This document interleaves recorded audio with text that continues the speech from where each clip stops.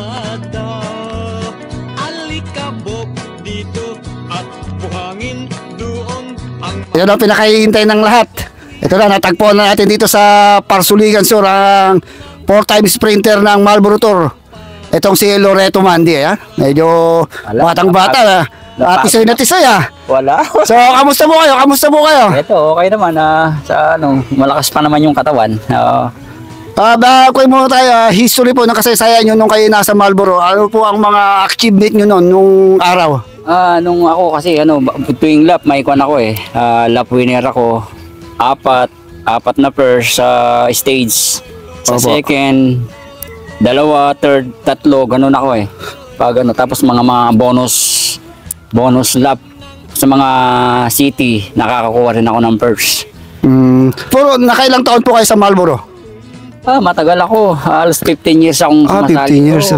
Pero sa mga 15 years na yun na pagsali nyo, ano po yung pinakamalapit nyo sa GC? Na after nang matapos ng stage? Nung best finish ko 5 sa overall standing. Ayun na po pinakamataas. Pinakataas ko. Pero ba't kilala kayo? Ba't paano kayo nakilala? Ba't palaging sa radyo bata pa po ako, napapakinggan ko na kayo sa radyo, kaya alam ko yung Loreto Mandi.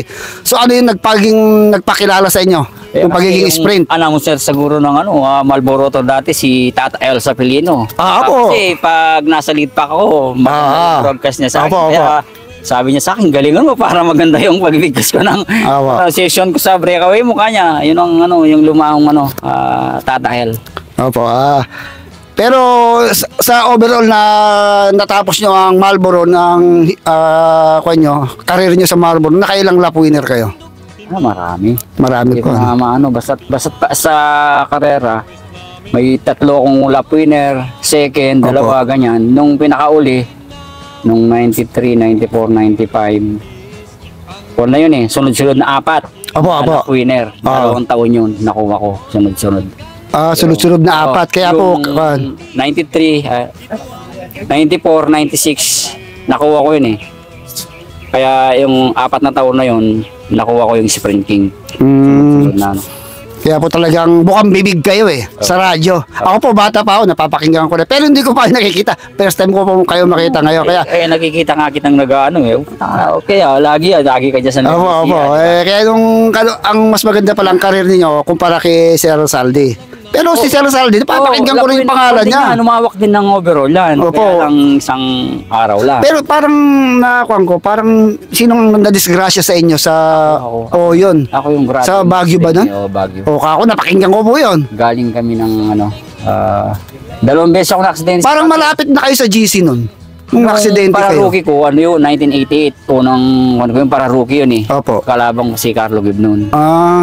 Tapos nung susunod na na-aksidente ulit ako 93 para champion. Yun. Para champion sana. Ang lamang ni Dolosa noon 1 minute 42 seconds. Second overall kayo noon. Second overall ako noon. Yun yung aksidente kayo. Aksidente ako kasi siya chumemplang siya Una siyang chumemplang sa akin.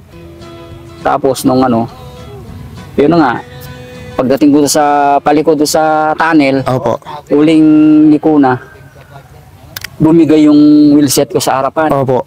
Nabiling kong naging 4 na peraso sa harap. Pero naitapos nyo pa rin yung kanya? Ay, hindi na. Umakyat ako doon sa petrol hanggang doon. Dugo-dugo yung gilong ko dito. Anong lap na po yun? Second to the last na yun Second to the last lap na. Di paano, hindi yun na natapos yung buong tour na yun? Hindi na. Ayun yung natatandaan ko nung bata ako. Tapos may 2 lap pa nun Pero sa Baguio po yun? Baguio. Pero may pang-climb naman kayo? Meron. Nakakasabay naman. Hindi naman nung siyempre, inisayuhan ko na rin. Nung nga kami, kasama ko si Roberto Conner nun. Opo. Breakaway kami. Lap din namin ng Baguio, galing kami Bigan. Conner, Carlo Azul, Bernard Luzon. Bernard Luzon, medyo mas bata sa inyo yun. Mas bata. Pero si Luzon, kumakarera pa si Juan Aquino. Sir Juan, excellent Juan Aquino. Breakaway So, tapos kinain ko na sila lahat. Baguio. Yun ang lap winner ko ng Baguio. Ay, Yun ang galing Bigan. Putok na putok kasi pangalan nyo. Siguro mga umiidad ako ng mga 8 siyam gano'n. Nakikinig na ako ng radyo. Kaya alam ko yung mga pangalan. Kasi 57 na rin ako. Ako po, 48 ako ngayon. Oo. Hindi ko alam sa Kataklay, mapupunta ako rito. Hindi sabi Oh. ni kuya kinuwang kang araw. Ayun, nagkari siya ng kambing dun Sige po, paano? Baka may pasasalamatan po kayo, mga kasama nyo dati. Kumustahin ninyo? Ako sa mga kasama ko sa bukid. Dahil dito kami. May bukid na, nagkakaroon na. May kubo-kubo na kayo. Sila mga kapatid ko, mga kapatid kong tumutulong sa akin. Lahat sila pinapasalamatan ko dahil Ay, mga nakalaban nyo nun. binabati ko sila mga Sino bang talagang katunggali nyo dati talaga? Sino ba talaga? hindi naman katunggali kumbaga pagdating ng karera katunggali. So, marami siguro kayo hindi nakikita yung mga kasama nyo, no? Sila Enrique, hindi yan nakikita. Ay, nakikita ko pala sa Turo Matabungkay, ano? Si Carlo Geb kasi ang madalang. Si Carlo hindi pa kami. Kasi hindi kasi gano'ng lumalabas. Nakikita ko yan si Placido. Nakalaro. Ay, oo nga pala, sa Matabungkay. Sa Matabungkay. Oo. Sila Lentada, mga bati. Kasi Lentada, hindi ko pa nakita. Hindi naman, nagcha-champion ng Matabungkay yan. Oo, pero madalang ko makita eh. Palagi ako sa Pangasinan. Sila Mancho. Sa susunod siguro pag entry ako ni boss sa Boss Benz. Sa kung na yun, 60 na ako eh. Ako kalabang mortal mo si bumagat. Hindi, kasabayan ko rin wala, hindi naman Oh, 60 above eh. pwede. Pero, sige po sir, thank you ba?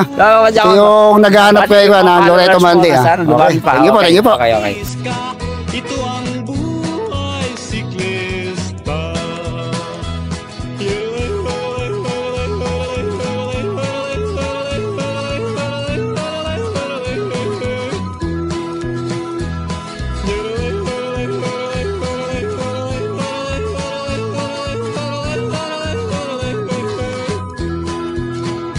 Ay nako pare, tiis lang ng kaunti para makuha